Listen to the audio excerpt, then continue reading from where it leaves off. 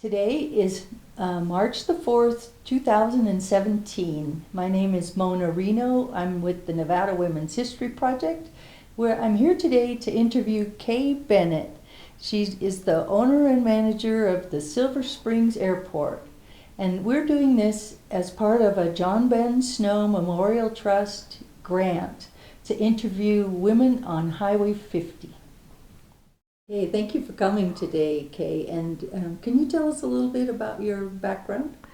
Well, my life's history and my story. I'm a long, long way from Brooklyn, New York, where I was born and raised, and made my way to California with my first husband, and where we raised our children in Sunnyvale, and then went back to school and became a registered nurse and an operating room nurse, and in the Bay Area, and then had a job at Lakeside Community Hospital in Incline Village in the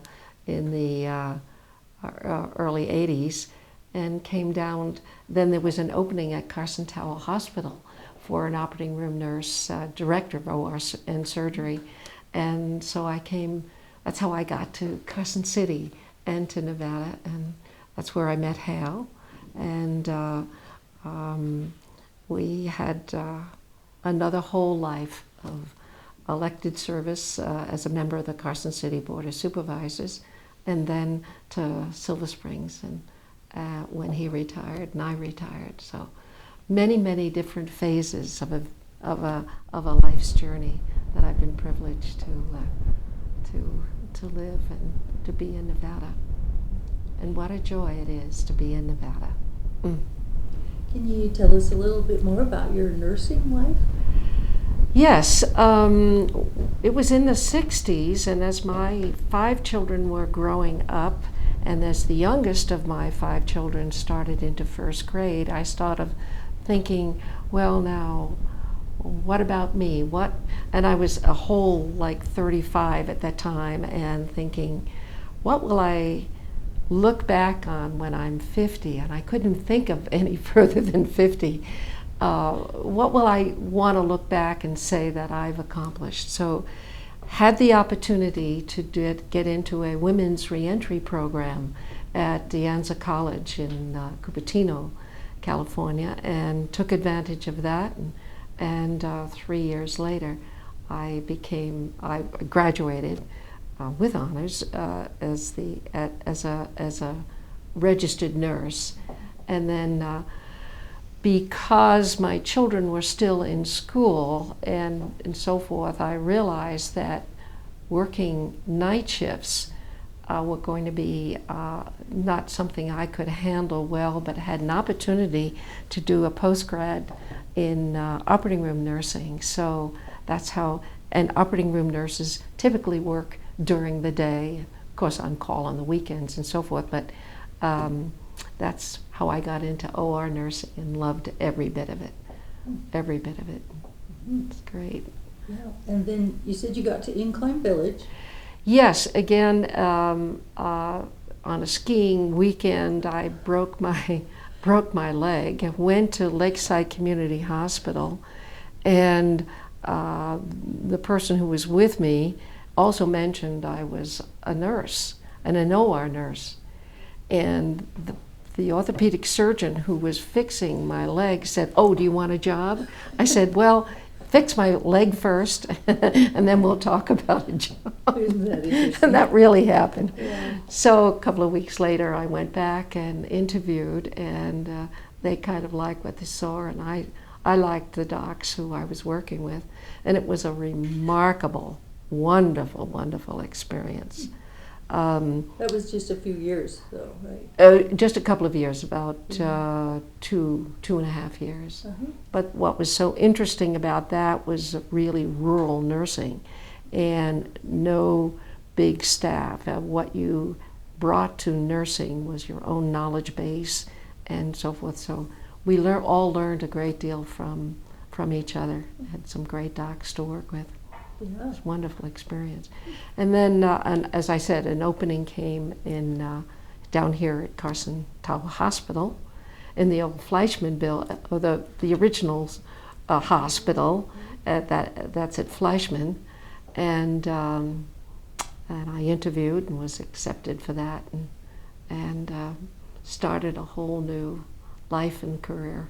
And that was mostly management in nursing? Oh, yeah, yes. Did you still see patients also, or was it mostly It was mostly administrative? mostly management, and management of a staff, management of physicians, management of hospital administration, and of course, our patients were our most important concern. That's huge. That's part of nursing people mostly don't see.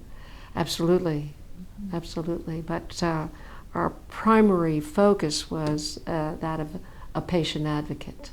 While a patient is in surgery and under anesthesia, our job was to be very sure that the patient was as safe as he could be in that interim, and we were doing the surgery was very often a life-changing event for the patients as well. So we took our job very seriously and our responsibility very seriously. I'm sure that's very appreciated. Yes. By the patients. Yes. Yeah. Well, yes. Yeah. Yes. Mm-hmm. And then you met your husband. I met Hale. Yeah. And he at the time was the chairman of the hospital board. And I didn't know that, but we met at a gathering that the hospital administrator, Tom Collier, gave, and we met and kind of were friends and that sort of thing, and married shortly after. And I was ready to really put down nursing. I was pretty burnt out. It was a long time, lots of intense activity.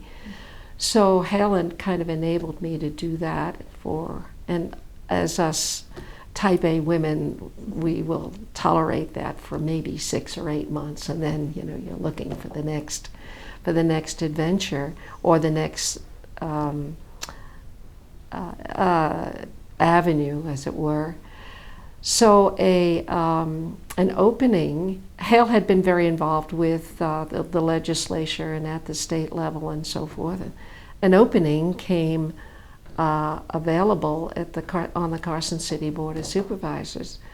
And I had become interested in politics and some of the work that he was doing and so forth. And so the thought was, well, what's the worst thing that can happen? They can say no, and I'll go back to nursing. But I was well received by the community and was the first woman, and I believe the first person ever to be elected in the primary here in Carson City as a member of the Board of Supervisors. So and that was means great. you got enough votes in the first round. That's not right, to have right. to go 51.3% or something like that. What was your district? Ward 4 in the south end of town.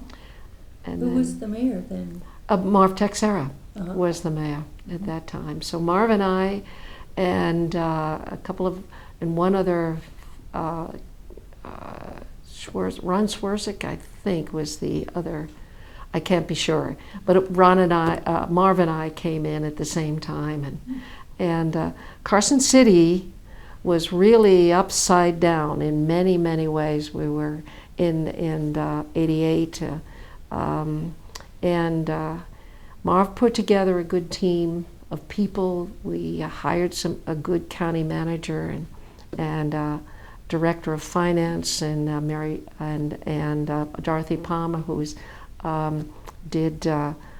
she was water and water resources and so forth, and we put together a good, solid, hard-working team, and oh gosh, it was a lot of work. But what major issues were you facing? Mostly I took on everything that anybody else didn't want, typically. But I had the luxury of working it full time. So I was appointed to the Tahoe Regional Planning Agency, and I took on downtown redevelopment and was very involved in some of the early redevelopment projects we have here. And then, and the Carson River Subconservancy was in legislation in 2 years later. And then I was appointed to Carson Tower Hospital, was on that board for 10 years. And many others. And even at Lake Tahoe, there were subcommittees and that sort of thing. So I was a busy lady, but what an experience. It was simply incredible. Lots and lots and lots of hard work, but a lot of good people to work with, and I loved every minute. Is there one of those things you're particularly proud of? I think that would mean, yes. The early stages of downtown redevelopment was something we did with no money, not a dime. But we gathered the community around us, and an architect did a little bit here, and someone else. It was like stone soup, and the buildings in downtown needed desperately. The fronts of those buildings needed to be painted, and so an architect took on the job of doing all the colors, and the senior high school class, Carson High School, challenged the junior class, and they took a building, and someone else took a building, and it was a great time, and we did it. And anyway, that's downtown redevelopment and Main Street and so forth. I was very proud of that, and then because of all of the water resources and natural resources and so forth that were going on, particularly around the Carson River, and the Subconservancy evolving management of the Carson River was really important. I was learning a lot about natural history and a lot about natural resources. So I kind of took it upon myself to form the Carson River Advisory Committee, which is still a meeting, and the point of that was to create, hopefully, a green belt as from where the Carson River came into Carson City, through Carson City out to Dayton. And why was that? Because in 1997 we had the big major floods that, and we knew how important the resource, flood control, vegetation and flood control were, and so forth. And that was quite a very, very big challenge. And then as far as the Tahoe Regional Planning Agency, I'm really very proud of the erosion control projects that were done on Highway 28 and still continue. And I was part of the group of people who put together the Presidential Summit, which is still going on. So, wow. Yeah, that was, yeah. There were many other people. A lot of people took credit, and rightfully so. But did you get to meet the president? Oh yes, Which president was it? It was Al Gore who came out, and that was the first presidential summit, and Harry Reid and the governors and that sort of thing. Yeah. Wow. Yeah. That's neat. Yes, that was quite an honor. Yeah. Quite an honor. And as a result of that, there was a big federal appropriation for natural resource conservation, natural resource erosion control at the lake. So we were really happy about that. In addition, bringing it back to Carson City, Marv Texera and the board were very engaged in the development of the VNT Railroad, and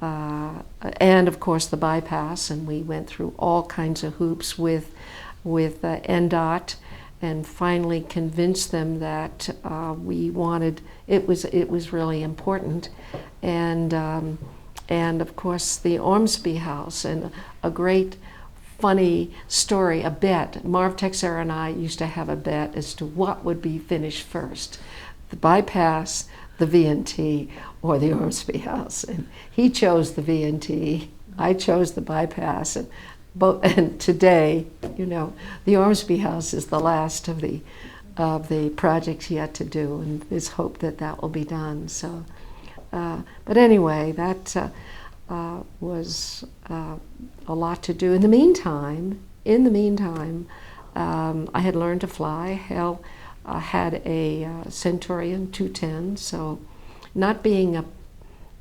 passenger in life, I wasn't going to get in an airplane and just be a passenger. So we flew, and a lot, and I loved flying. It was simply wonderful, and still do, and still hope and will fly again here real soon. And Hale was at that time about the end of his 32, 33 years of service to the state, and retired as the director of information services. But in the meantime, we came upon the Silver Springs airport.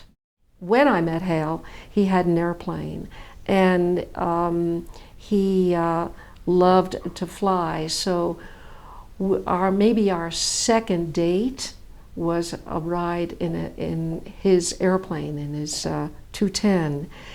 And I had never flown in a small aircraft, and probably the first time I had ever experienced being totally thrilled and scared out of my mind. But he was a very, very competent pilot, and I knew that right away, and felt very secure.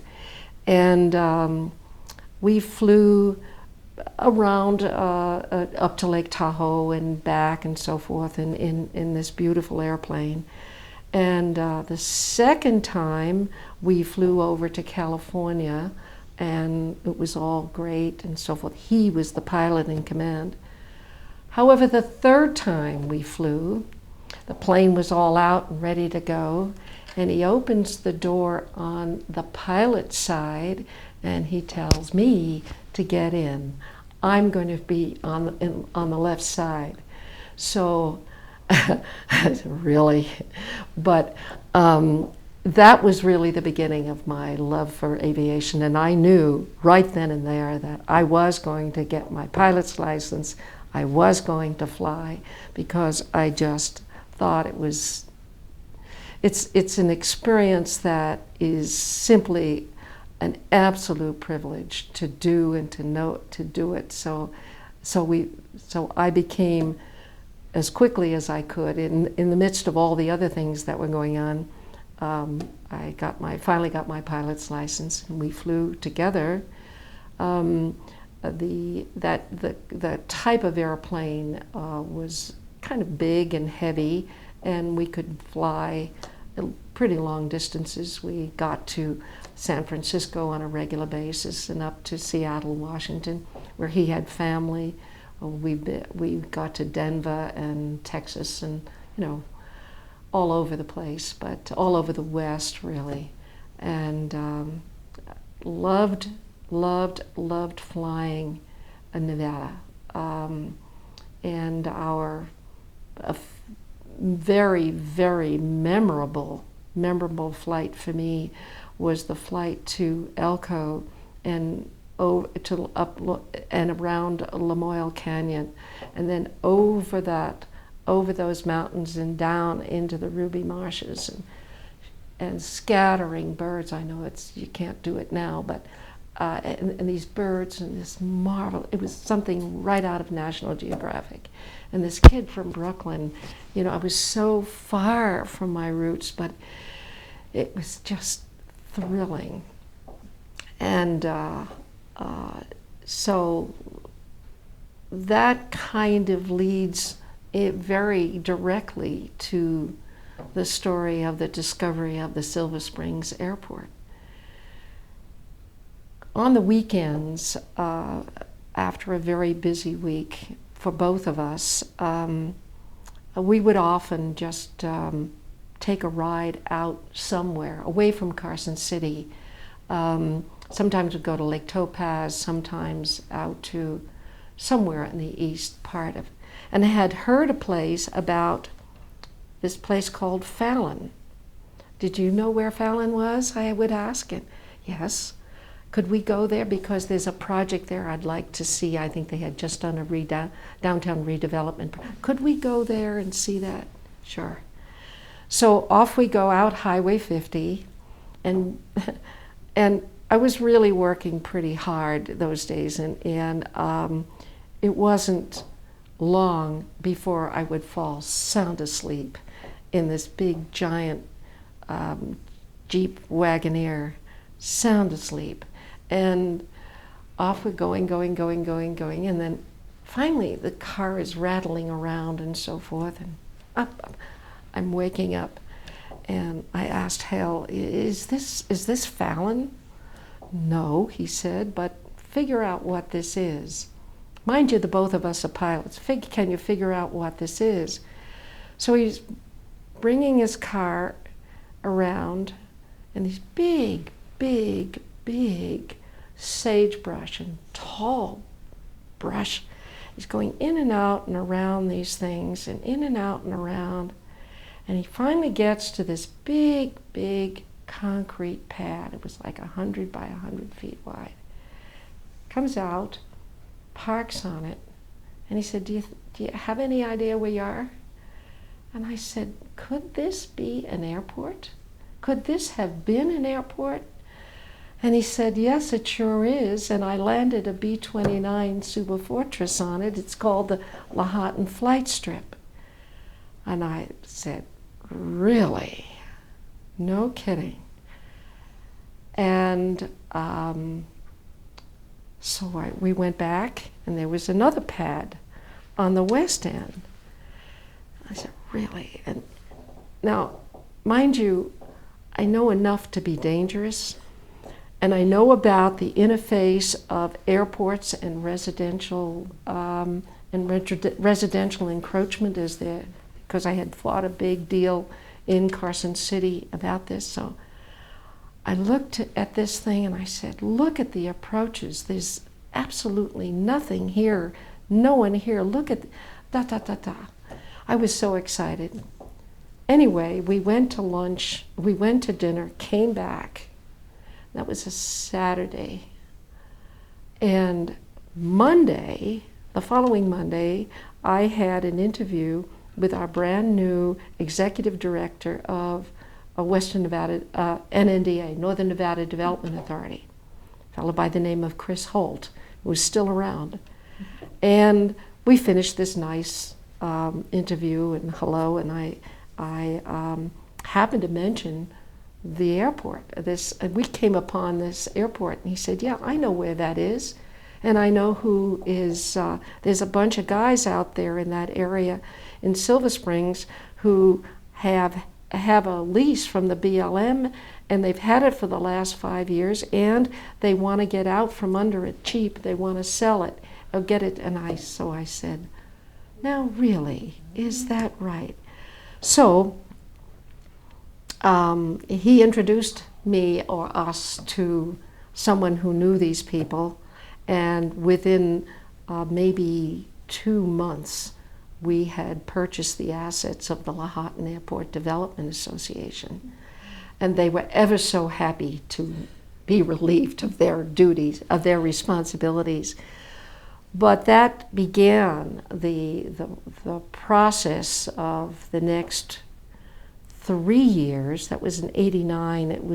Took us till '92 to get the airport back into Lyon County ownership. It was owned by the BLM at that time, back to Lyon County, and then we negotiated a long-term master lease agreement with Lyon County, and that was kind of the agreement that we did. And with Lyon County, then if we can do this, would you do that? And they said to us, basically, if you're crazy enough to do this, and it was all at our cost, if you're crazy enough to do this, then we'll work with you. And sure enough, they did. And 3.5 years later, the first master plan, the first master lease agreement was in 1992, and that was a 50-year agreement. And we were then the Lyon Airport Development Association. And time goes on, and then what Hale and I did, we knew how to get the airport on the NIPIAS National Improvement Plan for Airport Assistance. That's the FAA designation to enable an airport, a public airport, to receive funds, capital, public funds, or FAA funds for improvement. So we did all of that, and then the next step was to get funding for a master plan, which was done in '98, and then it took until '98 to get that done, and then finally in 2001 we broke ground to rehabilitate for a new runway, and it was particularly memorable because it was the day after 9/11. Yes, and so it made a lot, there was a lot of intensity to that. Although we celebrated a lot, it was very memorable for that experience. And then that began a series of capital improvements almost every year, and working with the federal government, with Lyon County as the sponsor. We operated, managed, and developed the airport, but the FAA funds for improvement had to come through a public sponsor, which was Lyon County, and that was the public-private partnership. And that has worked well for 25 years.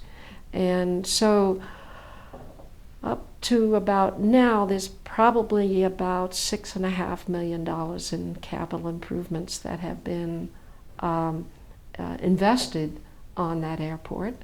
And when I finished my term of office in Carson City at 2000, Hale and I moved out to the airport. It was just getting that busier, and we knew that unless we were there, we really had to be there to grow the business, to become the entity and the face and so forth. So we lived there, and so I still live there, and part of the house is a pilot's lounge and so forth, and the other part is my living quarters. And now, ready for this next wonderful phase of my life. Unfortunately, Hale passed away about 3 years ago, and he left me, which left me really to operate the business. And so I was through others, and the Lord is really good to me, over and over again. Others came on, I've taken on some business partners out of California, Joel and Marco Lusich, who I am now in an option, so that there's possibility that maybe I'll get to retire and all I can do is fly airplanes. Wouldn't that be wonderful? And go places and do some wonderful things with some very special people in my life.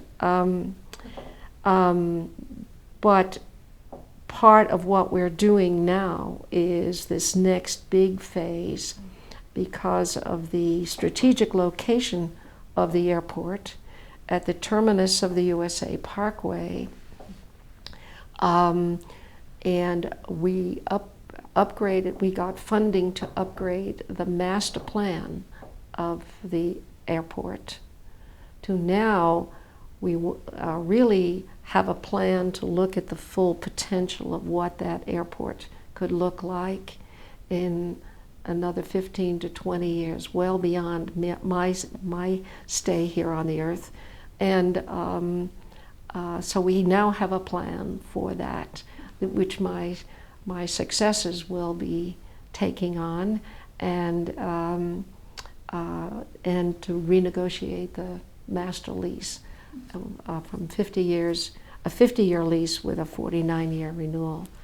And that's really very important if you're going to approach investors to come and spend many millions of dollars to develop facilities and infrastructure and so forth on an airport. So, how do you think that your activities at that airport have, what is the public good for Nevada, your contribution to Nevada through that airport, and what do you see that airports doing? are considered, and this airport especially are considered economic engines really in a community. They are the places, particularly where you have not only our niche will be general aviation and corporate aviation and corporate jet and so forth. And we're also very, very interested in attracting the aviation repair,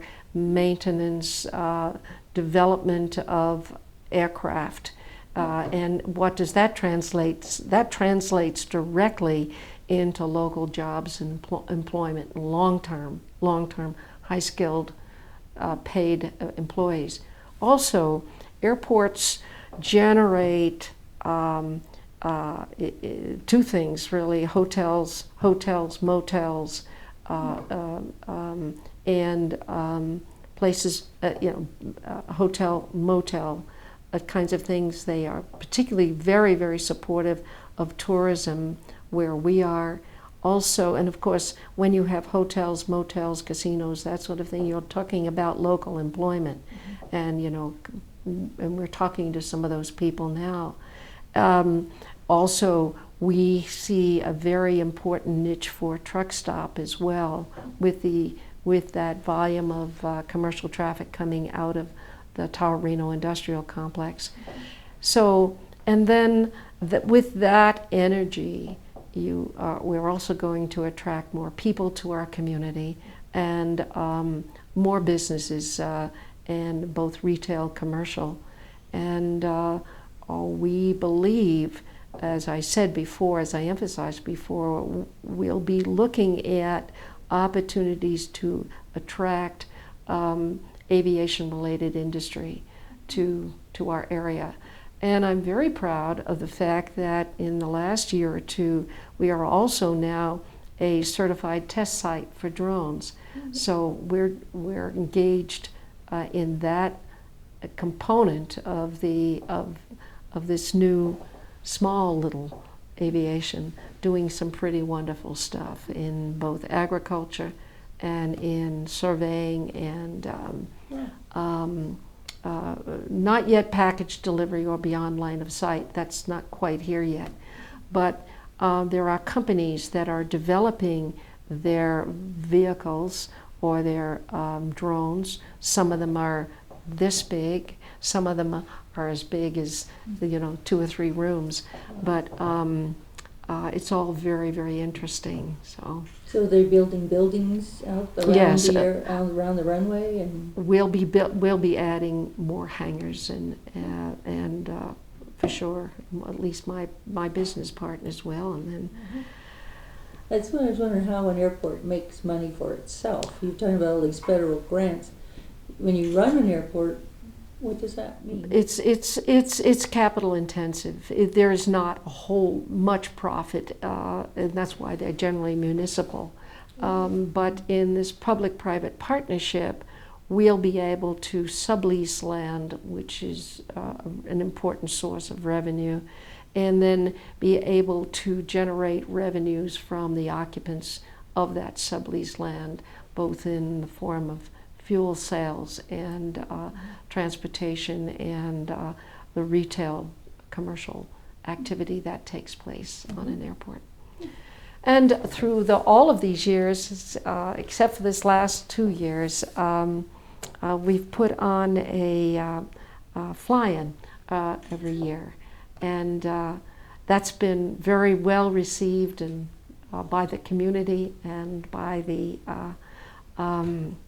by the pilots around, so forth. 2,000-3,000 people come to it every year, and yeah, it's been a great success over these many years, and all things going well, and depending on the outcome of our interaction with Lyon County in early April, I hope to throw a really big party, and you're all welcome to come. Right.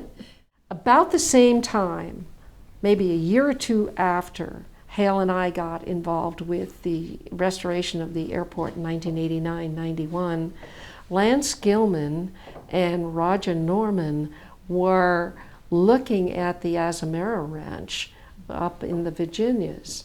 And as we were doing our development, sure enough, Roger Norman and Lance Gilman were acquiring all the land, which is now the Tahoe-Reno Industrial Complex, and had the vision to put in the resources, financial resources, to put in the roads and the infrastructure. And about 2008 or 9, that's how many years it took them, as well as us. About 2008, 2009, there started to be some real conversation about the Tahoe-Reno Industrial Complex. And it was like everything else, oh, sure, they're crazy. The same thing they were saying about us. Oh, yeah, sure. Until they finally finished all of the roads and infrastructure, and I don't remember what the first company in Tahoe, it wasn't Tesla, but they had two, Lance Gilman had 2 or 3 really big companies come in, and people began to say, oh, really?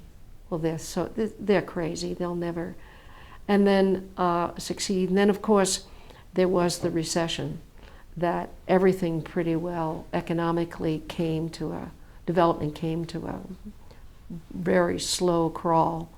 But they were working all that time and working hard in the recruitment and so forth, and setting up the parameters for development that created a situation in which not only did they have the largest industrial complex in the world, but they had the very best scenario that made it possible and put them in the best competitive position for companies, big companies to come, or the warehouse distribution. And what's key to development or companies' progress is the time in which they make the decision to locate and the time in which they can actually be there, because that's lost revenue.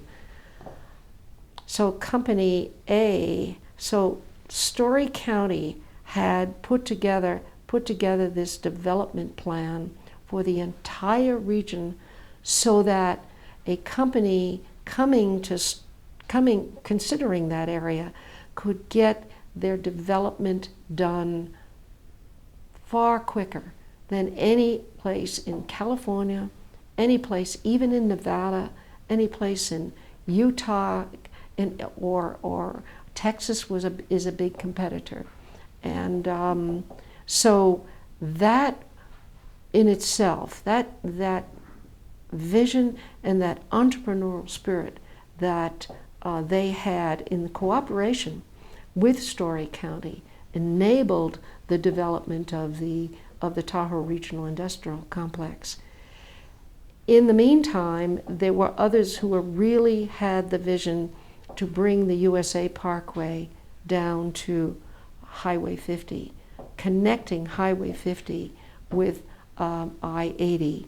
And there were a couple of reasons for that. One of them, certainly was to enable product and transportation to come south, and also to access an employment base as well, not just Reno, but also in employment. So as they were developing that, and the reality was, this is 2017, 16, 15, the real reality was when NDOT put that out to bid, and now they're moving dirt, and the expectation is that it will be finished in October of 17. And we at the Silver Springs Airport will be ready with Jet A fuel and with all other supporting services for the corporate jet business. It's really amazing, isn't it? Yes. Yeah. Yes. Because yes. when you first got it, did you really think that it would be that successful? No, we had no clue at that time.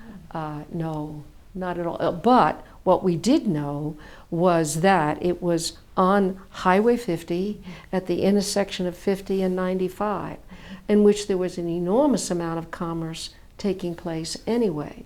So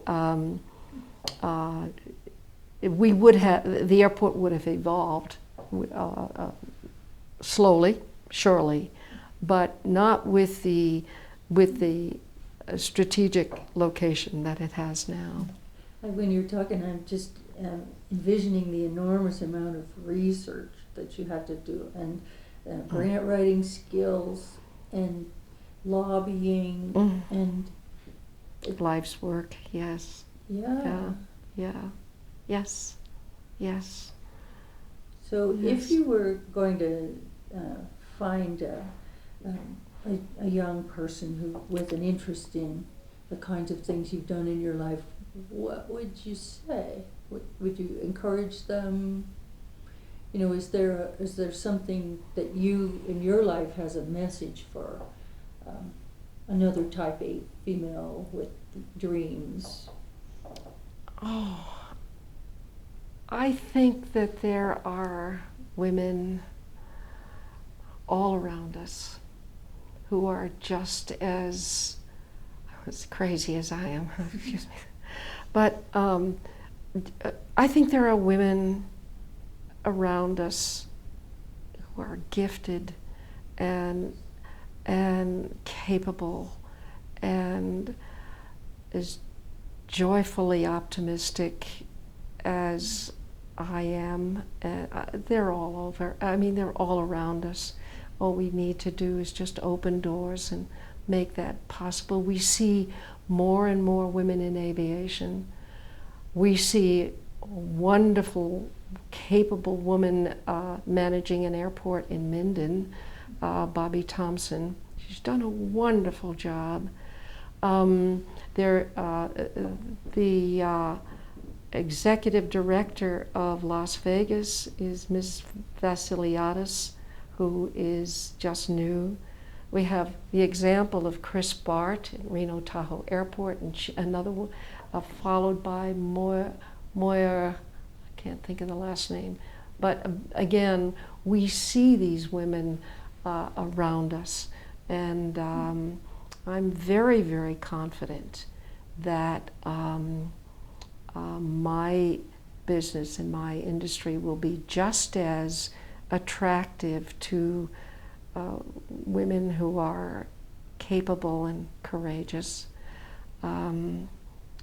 as the next person around. It would be a joy to see another woman take my place, but that will be up to my business partners. The Nevada Aviation Trust Fund and why it is important. Because in 2000, early 2000, Hale and I realized that there was no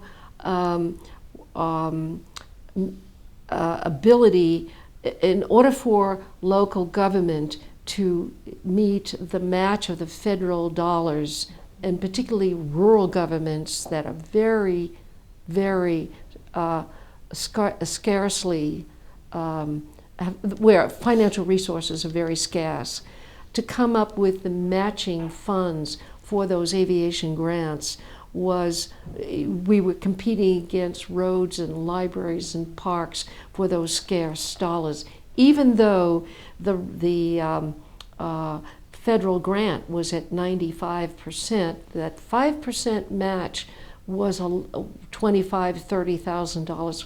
At that time was a lot of money.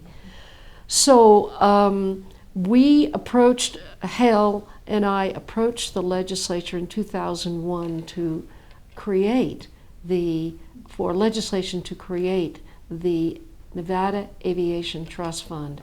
And the purpose of that was to find funding to help rural governments, rural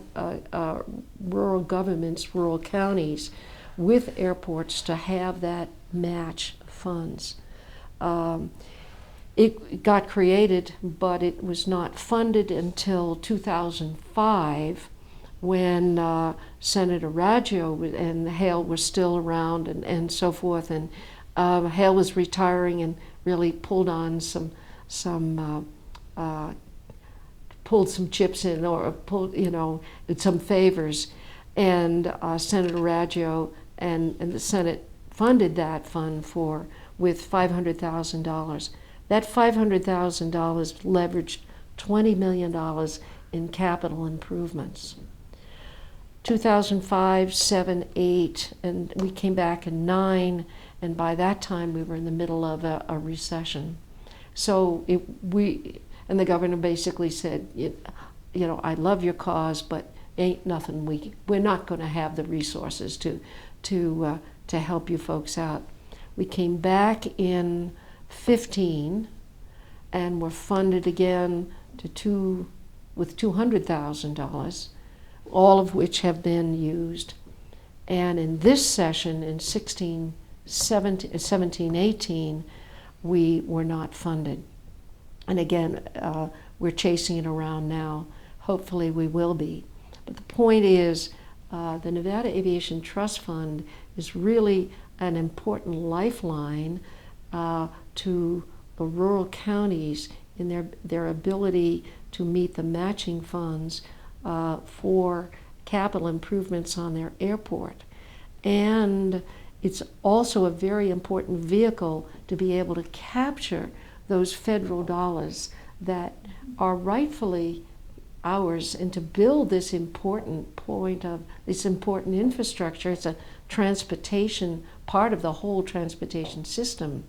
And rural airports are very important for fire suppression and emergency evacuations, and also for tourism and for, as I said, economic engines for their community. So I wanted to share that with you. That Hale was an important, and with my help and support, was very instrumental in founding that. And our goal now is to go back in the 16, 17, 18, 19 legislature, 1920 legislature, with permanent funding for NDOT to have a Department of Aviation. Again, we're losing hundreds of thousands of dollars a year that go to other states, and to be able to enrich that fund so that there's no question but we can't build that infrastructure. Amen. Life's a journey, and I'm looking forward to this next phase of my journey.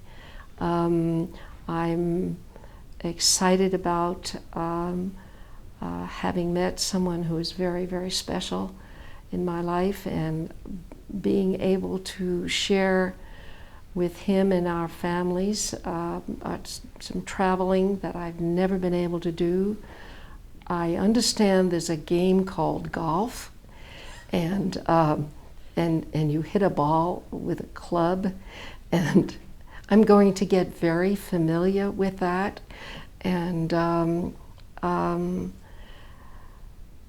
move on, not to move on, but to embrace this next phase of my life with the same joy and the same optimism and the same sense of fun and possibilities that I've done all of my life, and I look forward to that. It's going to be great. To have the time and the luxury of spending time with the people you really care about, not to parcel out little pieces of time, but to spend quality time with, as I said, with the people I care about, or to be able to spend time in a place that means something to me, whether it be Lamoille Canyon or just the desert, or Venice, Italy, or wherever in the world. And it's a great big world, and I've only throughout my life had little glimpses of it here, there, and all of this thirst to satisfy in relationships with people I really care about, and my children and my grandchildren and maybe my great-grandchildren. So I'm looking forward to that. Mm-hmm. Do you want to do the earrings part? Do you have anything special to say about them? I've been noticing my how earrings. cool they are. They came, I found them. Aren't these the greatest? I found them at the Reno Air Races one year, a couple of years ago, and I thought, oh, these are so cool. And so I wear them on occasions when I'm talking about the airport. And I think people are more distracted with the earrings than they are with anything I have to say. And this is a little cloisonné pin that says the Silver Springs Airport. And I wear it on my lapel. So during our interview, is there anything that you would like to add to that we haven't discussed? Yes, I would like to express my sincere appreciation for the Nevada Women's History Project. Thank you. This is a real honor, a genuine honor for me and for many, many women to even be considered in the same category, or to be considered as someone who'd be interesting enough is humbling and a great honor. And thank you. Thank you. And I keep up the good work for us, huh? Thank you. And anything I can do to help you meet your goals, be more than happy to help you. All right, thank you very much for joining us today. Thank you. You're welcome.